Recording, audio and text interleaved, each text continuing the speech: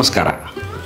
ಮುಖ್ಯ ಪ್ರಾಣ ಬಂದ ಮನೆಗೆ ಸರಣಿ ಕಾರ್ಯಕ್ರಮಕ್ಕೆ ತಮ್ಮೆಲ್ಲರಿಗೂ ಪ್ರೀತಿಯ ಸ್ವಾಗತ.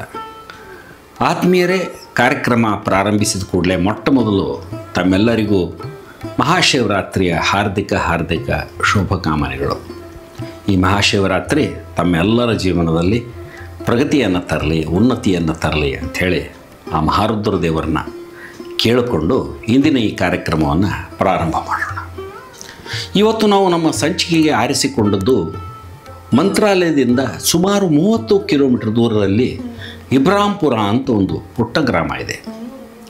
ಇಬ್ರಾಂಪುರ ಅಂದ ತಕ್ಷಣ ನಮಗೆ ನೆನಪಾಗೋದು ಇಬ್ರಾಂಪುರ ಅಪ್ಪನವರು, ಅಪ್ಪ ಅವ್ರ ಕಟ್ಟೆ ಅಂತ ಕರೀತಾರೆ.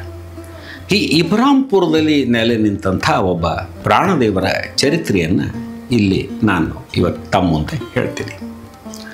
ಅಂದರೆ ಇಬ್ರಾಂಪುರ ಅಪ್ಪನವ್ರದ್ದು ಬಹಳ ದೊಡ್ಡ ವಿಶೇಷತೆ ಅಂದರೆ, ಅವರು ಇದ್ದರು ಅಂದ್ರೆ ಸುತ್ತಮುತ್ತಲು ಸುಮಾರು 2-3 ಕಿಲೋಮೀಟರ್ ಒಂದು ಪರಿಧಿಯೊಳಗೆ ಒಂದು ಒಳ್ಳೆ ಪರಿಮಳ ಬರ್ತಿತ್ತಂತ ಅವರಿದ್ದಾಗ. ಅಂದರೆ ಅವ್ರ ಮೈಯಿಂದ ಒಂದು ವಿಶೇಷವಾದಂಥ ಪರಿಮಳ, ಯಾರಿಗಾದರೂ ಪಟ್ಟಂತ ಗುರುತಾಗುವಂಥ ಒಂದು ಪರಿಮಳ ಬರ್ತಿತ್ತಂತ. ಅದು ಯಾಕೆ ಅಂತ ಕೇಳಿದರೆ, ಅವರು ರಾಘವೇಂದ್ರ ಸ್ವಾಮಿಗಳವರ ಸುಧಾ ಪರಿಮಳ ಗ್ರಂಥವನ್ನು ಬಹಳಷ್ಟು ಸಲ ಪಾರಾಯಣ ಮಾಡಿದ್ದರಿಂದ ಅವರಿಗೆ ಆ ಸಿದ್ಧಿ ಬಂದಿತ್ತು ಅಂತ ಹೇಳ್ತಾರೆ. ಇಂತಹ ಒಬ್ಬ ಮಹಾನ್ ವ್ಯಕ್ತಿ ಅವರು ಸ್ಥಾಪನೆ ಮಾಡಿದಂಥ ಒಬ್ಬ ಪ್ರಾಣದೇವರ ಒಂದು ಲಘು ಚರಿತ್ರೆ ಇದು. ಅಂದರೆ ಆವಾಗ ಗದ್ವಾಲದಲ್ಲಿ ರಾಜರ ವಂಶ ಆಳ್ಕೆ ಮಾಡ್ತಿತ್ತು. ಒಂದು ಸಲ ಅಪ್ಪನವರು ಅಲ್ಲಿ ಹೋಗಿದ್ದರಂತೆ ಗದ್ವಾಲ ಭಾಗಕ್ಕೆ.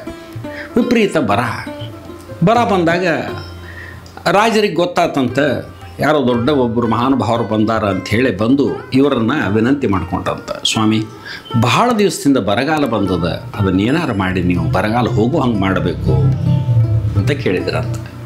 ಆವಾಗ ಅಪ್ಪನವರು ತಮ್ಮ ಶಕ್ತಿಯಿಂದ ಅಲ್ಲಿ ಬರಗಾಲ ಪೂರ್ಣ ಹೋಗಿ ಮಳೆ ಆಗೋ ಹಂಗೆ ಆಯ್ತಂತ. ಆವಾಗ ಅವರಿಗೆ ರಾಜರಿಗೆ ಇನ್ನಿಷ್ಟು ವಿಶ್ವಾಸ ಬಂತಂತ. ಅದಕ್ಕೆ ಅವ್ರು ಕೇಳಿದ್ರಂತ, ಯಾಕೆ ಹಿಂಗಾಯಿತು ಅಂತ ಅವರಿಗೆ ಅರಮನೆಗೆ ಕರೆಸಿ ಯೋಗ್ಯ ಸನ್ಮಾನ ಮಾಡಿ ಅವ್ರನ್ನ ಕೇಳಿದ್ರಂತ, ಯಾಕೆ ಹಿಂಗಾಯಿತು ಅಂತ. ಅವಾಗ ಅವ್ರು ಹೇಳಿದ್ರಂತ, ಇಲ್ಲ, ನಿಮ್ಮ ಈ ಗ್ರಾಮದೊಳಗೆ ಒಂದು ಮನೆ ಒಳಗೆ ಹನುಮಂತ ದೇವರಿದ್ದಾರೆ, ಅವರು ಗುಪ್ತವಾಗಿದ್ದು ಬಿಟ್ಟಾರ, ಅವ್ರಿಗೆ ಯಾವುದೇ ಪೂಜೆ ಇಲ್ಲ, ಅದರಿಂದ ಹಿಂಗೆ ಆಗ್ಲಿಕ್ಕತ್ತದ. ಆಮೇಲೆ ಅವ್ರು ಕೇಳಿದ್ರಂತ ರಾಜರು, ಯಾರು ಅಂದ್ಕೂಳೆ ಅವ್ರು ಹೇಳಿದ್ರು ಇಂಥಲ್ಲಿದ್ದಾರಂತ. ಹೋಗಿ ನೋಡಿದಾಗ ಆ ಹನುಮಂತ ದೇವರ ಮೂರ್ತಿ ಸಿಕ್ತು. ಆವಾಗ ಅವ್ರು ಅಂದ್ರಂತ, ನಿಮ್ಮ ಹನುಮಂತ ದೇವ್ರು ನನಗೆ ಕೊಡ್ರಿ ಅಂತ. ಆವಾಗ ಅಲ್ಲಿದ್ದ ಯಾರೋ ಒಬ್ಬ ಕುಹುಕಿ ಅಪಹಾಸ್ಯ ಮಾಡಿದ್ನಂತ, ನಮ್ಮ ಹನುಮಂತ ದೇವ್ರು ನೀವು ಕರ್ಕೊಂಡು ಹೋಗ್ತೀರೇನು, ಅದು ಹೆಂಗೆ ಸಾಧ್ಯದ, ಕರ್ಕೊಂಡು ಹೋಗ್ರಿ ನೋಡೋಣ ಅಂತ ಇವ್ರಿಗೆ ತಮಾಷೆ ಮಾಡಿದ್ ನಾನು. ಆಗ ಅಪ್ಪನವರು ಕೈ ಮುಗಿದು ಕೇಳ್ಕೊಂಡಾಗ ಹನುಮಂತ ದೇವರು ಅವ್ರ ಹಿಂದೆ ಹೊರಟು ಬಿಟ್ರಂತ. ಅವ್ರ ಕುದುರೆ ಮೇಲೆ ಅವ್ರ ಹಿಂದೆ ಹನುಮಂತ ದೇವರು ಹೊರಟು ಬಿಟ್ರಂತ. ಆ ಮೂರ್ತಿಯನ್ನು ತಂದು ಇಬ್ರಾಂಪುರದಲ್ಲಿ ಪ್ರತಿಷ್ಠಾಪನೆ ಮಾಡ್ಯಾರ ಅಂತ. ಆ ಪುಟ್ಟ ಗುಡಿ ನಾವು ದರ್ಶನ ಮಾಡೋ ಭಾಗ್ಯ ನಮಗಿತ್ತು. ಅಲ್ಲಿ ನೋಡಿದಾಗ ಪುಟ್ಟ ಗಡಿ, ಒಂದು ಸಣ್ಣ ಮೂರ್ತಿ, ಭಾಳ ದೊಡ್ಡ ಮೂರ್ತಿನೂ ಇಲ್ಲ, ಶಂಖಚಕ್ರ ಶಿಖೆ ಅದ ಹನುಮಂತಿಯವರಿಗೆ, ಪುರಾತನವಾದ ಬಾಲಕ್ಕೆ ಗಂಟೆ, ಬಹಳ ವಿಶೇಷವಾದಂಥ ಒಂದು ಮೂರ್ತಿ. ಇದು ಒಂದು ವಿಶೇಷತೆ ಅಂದರೆ ಇಬ್ರಾಂಪುರ ಅಪ್ಪನವರ ಕೋರಿಕೆ ಮೇರೆಗೆ ಆ ಹನುಮಂತ ದೇವರು ಬಂದು ಅಲ್ಲಿ ನೆಲೆ ನಿಂತಾರ ಅಂತ. ಆಮೇಲೆ ನೀವೀಗ ನೋಡ್ತಾ ಇದ್ದೀರಲ್ಲ, ಒಂದು ಪಂಚಮುಖಿ ಪ್ರಾಣದೇವರ ಪಂಚಲೋಹದ ವಿಗ್ರಹ. ಇದು ಕೂಡ ಇಬ್ರಾಂಪುರ ಅಪ್ಪನವ್ರಿಗೆ ಸಿಕ್ಕದ್ದು ಎಲ್ಲಿ ಅಂದರೆ ಮೈಸೂರು ಮಹಾರಾಜರ ಮನೆಯೊಳಗೆ ಸಿಕ್ಕದ್ದಂತ. ಅವ್ರ ಕಡೆ ಹೋಗಿದ್ರಂತೊಮ್ಮೆ, ಹೀಗೆ ಇವರ ಪ್ರಭಾವವನ್ನು ಕೇಳಿ ಅವರು ಕರೆಸಿದ್ರಂತ. ಅರಮನೆಗೆ ಹೋದಾಗ ಅಪ್ಪನವ್ರು ಹೇಳಿದ್ರಂತ, ನಿಮ್ಮ ಅಶ್ವಶಾಲೆ ಒಳಗೆ ಇಂಥ ಭಾಗದೊಳಗೆ ಸುಮಾರು ಒಂದು 7-8 ಅಡಿ ಅಂತರದೊಳಗೆ ಈ ಮೂರ್ತಿ ಅದಂತ. ಹಡ್ಡಿ ನೋಡಿದಾಗ ಈ ಮೂರ್ತಿ ಸಿಕ್ತಿ ಅಂತ. ಅವಾಗ ಹೇಳಿದ್ರಂತ, ಇದನ್ನು ಅರ್ಜುನ ಪೂಜೆ ಮಾಡಿದ್ದು, ಆ ಪಂಚಮುಖಿ ಪ್ರಾಣದೇವರು ಅರ್ಜುನ ಪೂಜೆ ಮಾಡಿದಂಥ ಒಂದು ಮೂರ್ತಿ ಅದು. ಇಂತಹ ಪರೋಕ್ಷ ಜ್ಞಾನಿಗಳು ಇಬ್ರಾಂಪುರ ಅಪ್ಪನವರು. ಇವರ ಭಕ್ತರು ಸಾಕಷ್ಟು ಸಂಖ್ಯೆಯಲ್ಲಿದ್ದಾರೆ. ಇವತ್ತಿಗೂ ಆ ದೇವಸ್ಥಾನದೊಳಗೆ ಅಥವಾ ಅಪ್ಪನವ್ರ ಕಟ್ಟೆಯೊಳಗೆ ಎಲ್ಲ ಪೂಜೆಗಳು ಭಾಳ ಚಂದ ನಡೀತಾವೆ, ಭಾಳ ಸಾಕಷ್ಟು ಅಭಿವೃದ್ಧಿ ಆಗ್ಲಿಕ್ಕತ್ತದ. ಅಪ್ಪನವರು ರಾಯರ ಭಾಳ ದೊಡ್ಡ ಭಕ್ತರು, ಪರಮ ಭಕ್ತರು.